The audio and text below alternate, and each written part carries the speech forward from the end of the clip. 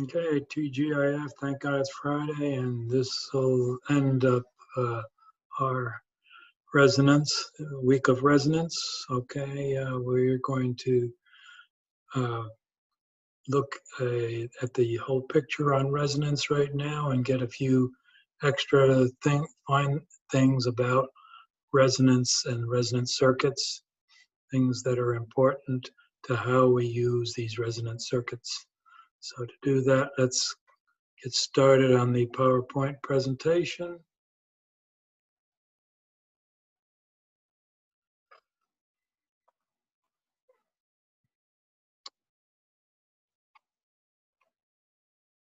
And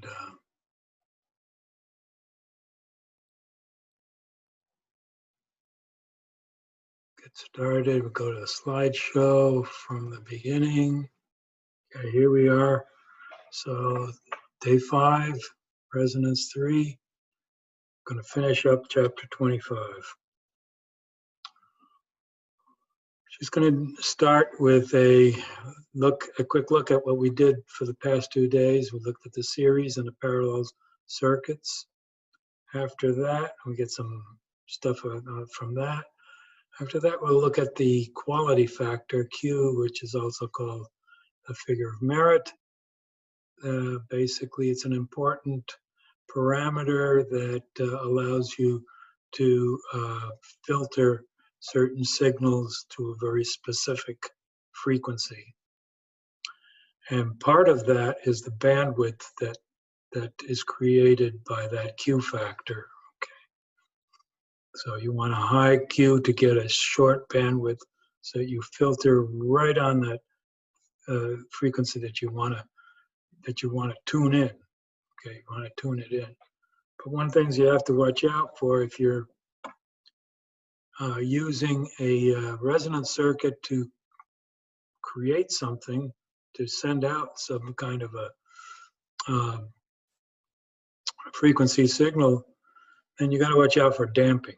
Okay, because damping is some kind of destroys your resonance. It decreases and decreases.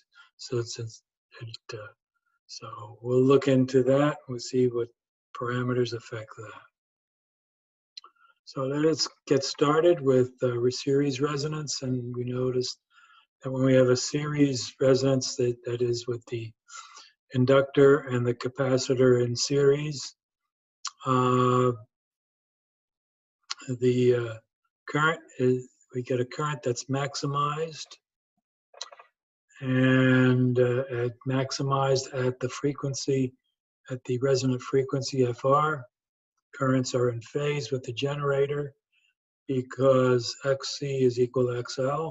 So we get a zero reactance, right? And all we got is the resistor value. So the current is going to be in phase with the voltage coming out of the generator. So but the voltage across either the inductor or the capacitor is going to be maximum at the resonant frequency. And because the current is maximum, the impedance basically is minimized. As opposed to when we have a resonance circuit that's in parallel, which we often call a tank circuit, we've got a line current of IT which is minimized. So we minimize the current in this case, but we maximize the impedance, okay? Maximize the impedance. But that current is going to be in phase with the generator voltage again. And the individual currents in that parallel circuit, though, are significant enough so that we can use those low total currents, and we later amplify them to a greater amount. So looking back at our mathematics for resonant frequency, we know that the objects that have a common natural oscillatory property in electronics, We have equal relative electrical properties.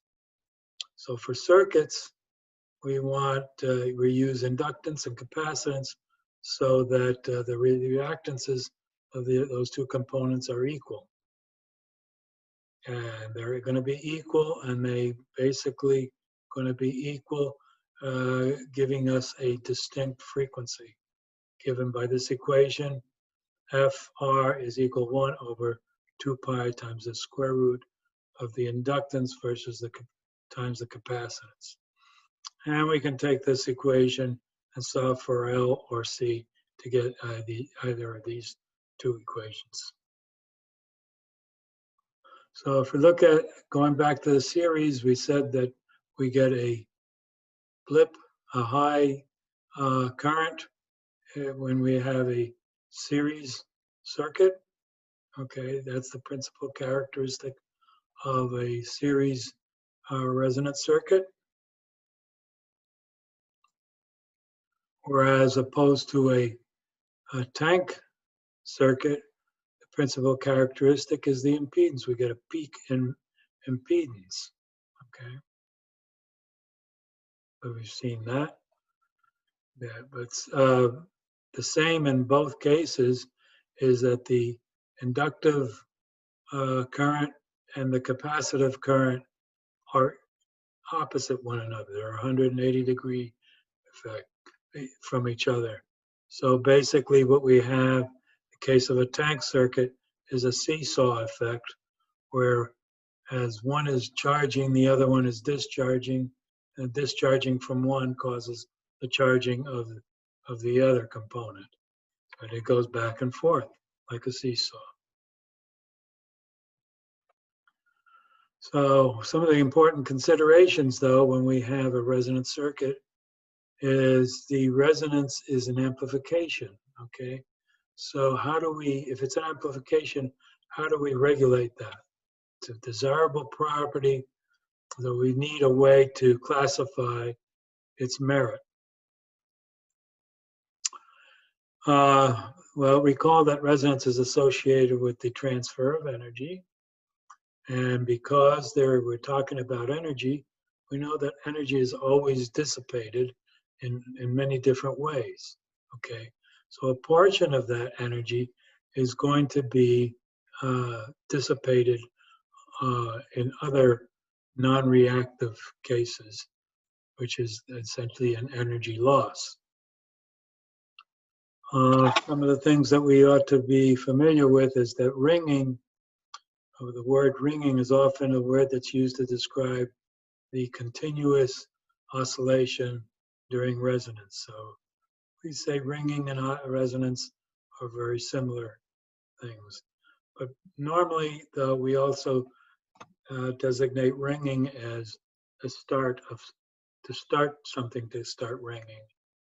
Okay, so we need, in a lot of the cases, if we want to send out a signal at a specific frequency and you're using a tank circuit, we've got to stimulate that tank circuit with something. So we ping it so that it starts to ring. So that's basically how can one purposely initiate the process, and we had to do that at the proper time. We'll leave that for a future course. Okay, we will get to that eventually, but understand that there are ways to do that. And the other thing is if there are frequencies that are upheld during the resonance, we want to make sure what those frequencies, what are the characteristics of those frequencies. Okay, so here's a couple of devices that can be used for resonance. Actually, the top one on the left is probably one of the first radio that I ever built. Okay, when I was a kid, I got a little crystal set to put together. Okay, but it was more than a crystal set. It was actually a bunch of components that I could put some electrical circuits together. And basically, a long wire, okay? So what I did is I stretched a long wire outside of my bedroom window and put it to ground, one end to ground, and the other end to a transformer, okay, transformer, and that's my antenna. Okay, that antenna then picks up RF signals or FM signals or whatever in its wire, okay, and they get amplified to some extent by that transformer. And you notice that I have a variable capacitor, okay? The variable capacitor then gives me a way to tune a specific frequency that's picked up by that antenna, because this is a tank circuit. We've got an inductor in parallel with a tuning capacitor. Okay, so we tune that capacitor to bring in a specific radio station. Now, I grew up in an area that was close to New York City, and I used to listen to a station that was over 20 miles away.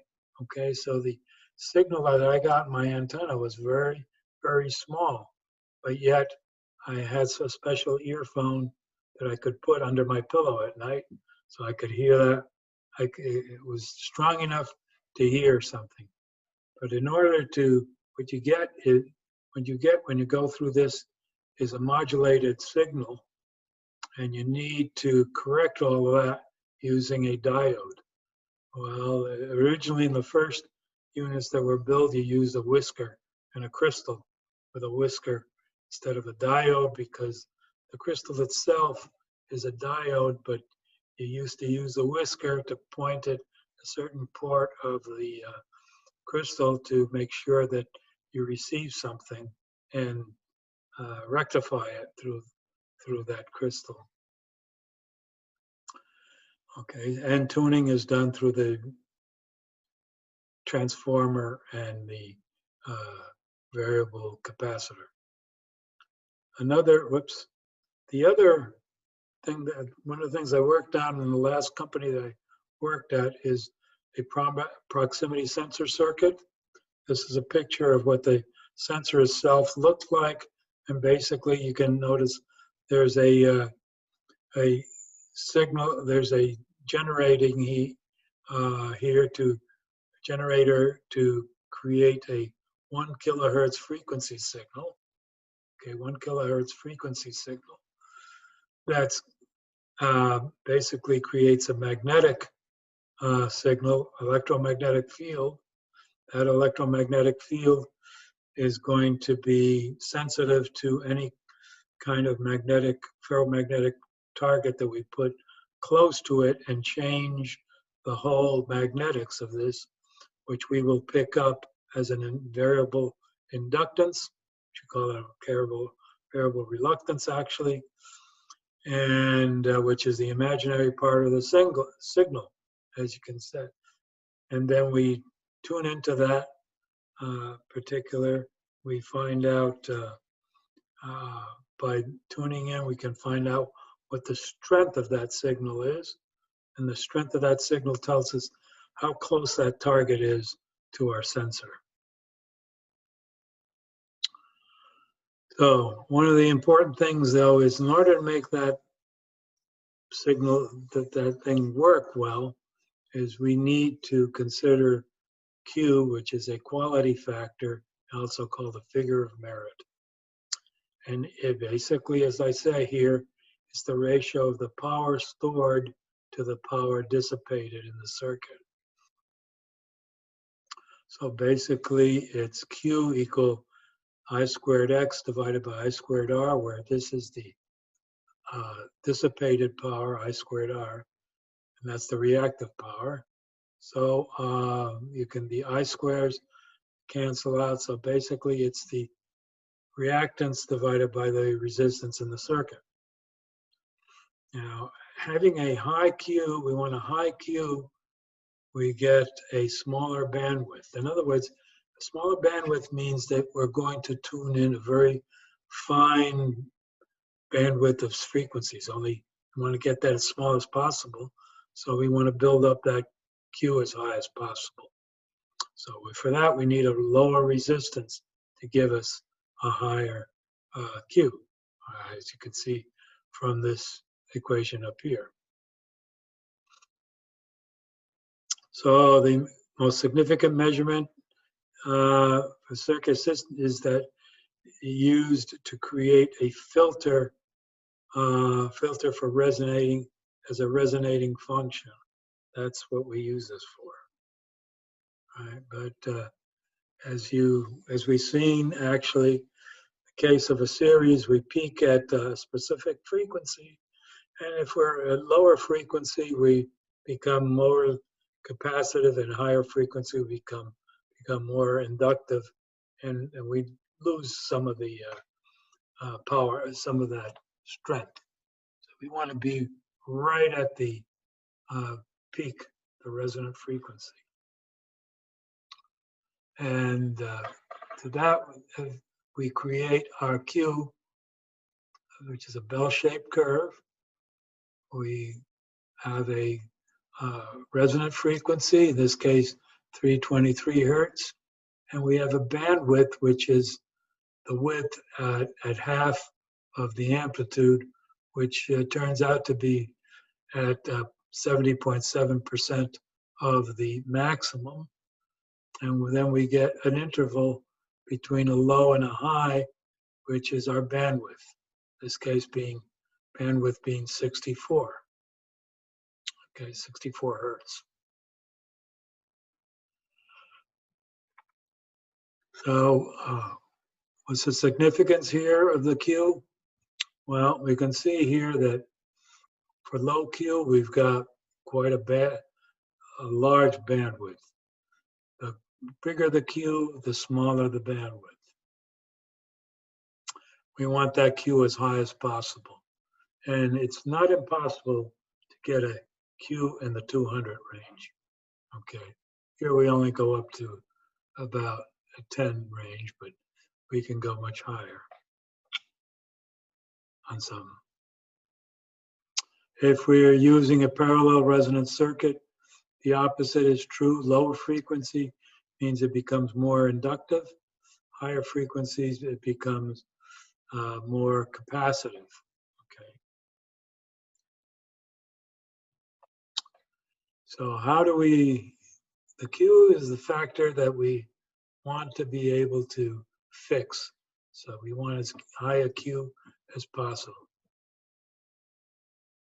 So an impedance response is used to resonate a parallel circuit. High Q is due to low resistance, which is in series with the inductor, and produces a high peak and a narrow response curve. So we achieve a high Q by winding the inductor with a larger diameter, a smaller gauge, and lower resistance wire. Okay, so smaller gauge means it's actually larger diameter, but larger diameter means it's lower resistance. But sometimes we use what they call a magnetic wire, and that's really, really thin. So we don't, for an antenna, for example, the transformer, we don't want to use a really thin wire because that adds resistance.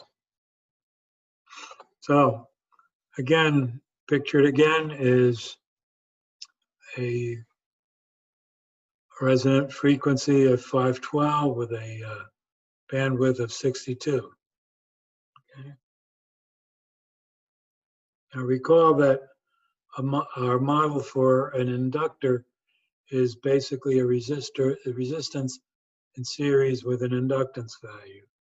Okay, we always get a certain resistance with our windings.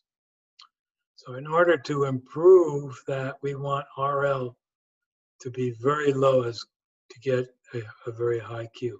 Okay, when we wind that inductor, we want that to have a very low resistance. So how do we use Q as an amplification factor? Considering the series LC, we know that Q is equal to the inductive reactance divided by the resistance in that inductor. So we've got a significant dependence on the inductance, XL, okay? And XL, we know, is dependent on frequency as well. So we want a higher L to C ratio for a higher IQ. And normally we want our inductance to be around 1,000 ohms, okay, inductive reactance. And we measure the output across either the inductor or the capacitor and compare that to the output from a generator, okay?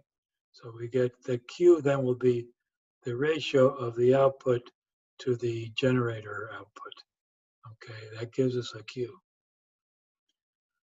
Parallel LC circuit, we want high impedance ZEQ, and we can say that ZEQ is Q times XL, as you can see here, okay? Similar to that equation. So, so we want a high ZQ to get a low current, and so Q is equal to ZEQ over XL. So we use an external resistor in series with the tank circuit to measure the resonance. Okay, so we say Z equals R, and therefore Q equals R over XL. Okay, that's how we do that. And then our bandwidth, then we measure from our measured Q, that's measured at half power level, which is at the 70.7% of the peak level. So the higher the frequency, the greater is the bandwidth. Okay, delta F is equal to that frequency, resonant frequency, divided by its Q. Okay. So the higher Q results in a smaller bandwidth, but we get a better filtered output. Okay. So in tuning circuit, this is a picture of a tuning circuit. Mostly this is for AM. Got an RF radio frequency input to a tank circuit. A tank circuit is made up of a variable capacitor and a fixed inductor in this case. The inductor itself has a certain resistance value affecting the Q, okay? And we use a variable capacitor because basically that capacitor tunes in to what frequency we want, what resonant frequency we want, which is established by 239 microhenries and whatever the capacitance is that we put in here. Remember, FR is equal to 1 over 2 pi times the square root of L times C. So we vary C to get our variation in the rate in the FR. And the FR is output.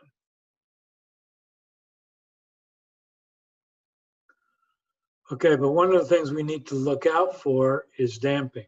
All right, we've got something resonance produced circuit simulated. We start the circuit, okay, supposing like in the case of a sensor, okay, that's resonating, we want to be able to stimulate it to get it started, get it going. So we call that action a pinging action. Then the resonance circuits depends on the reactive power that's inputted in there. But if it's power, then there's some resistance, which is usable power, I squared R. And basically what that can do is reduce the amplitude of the sinusoidal voltage signal, and we get what we call damping, okay? We shrink down the actual, we're losing power. So one of the things that's often used is to ping that resonant circuit periodically. And we'll go over that, how we do that in a future course, but for now, think of it as just striking that circuit with a little voltage device or something to get it resonating. But the amount of damping then is dependent on both the inductor resistance and the line resistance. So we've got two resistances that we got to consider. You don't have to memorize this equation, but the Q then is going to be dependent on both the RP resistance and the RS resistance. Okay, there's our tank circuit in series with a external resistance, a pinging. Okay, I don't know. I'm not sure what the P stands for, but RP. Okay, so by having that in there, we get a little bit of damping. Okay, and we can adjust the kind of damping that we have. In some cases, we start out with overdamped situation, which tells us that we're going to slowly come down to a 0 point in time. Okay, so it's asymptotically to a 0 point. Critical damping is when you do it at a specific interval. Okay, so our curve has to be as a specific, so that we want to reach a certain position at some particular point in time. However, what we got to watch out for is underdamping, which will cause us a sinusoidal damping that starts high and gets damped out. Okay. Finally, this is what we normally see when we get damping. Okay, we get that damping curve that oscillates down to almost nothing. It's a time decay due to damping. Okay. So that's it. So we've now discussed all there is to know about resonance. Okay. We're going to end this now. Okay. Monday we're going to have an exam. Okay. There were an awful lot of errors on some of the problems in the quiz, as the last two problems of the quiz. So I think I'm going to try to get out something to help you understand better how you use those last two problems. How to come up with the answers for those last two problems logically. Okay, so but we'll stop here and have a good weekend, and we'll see you Monday.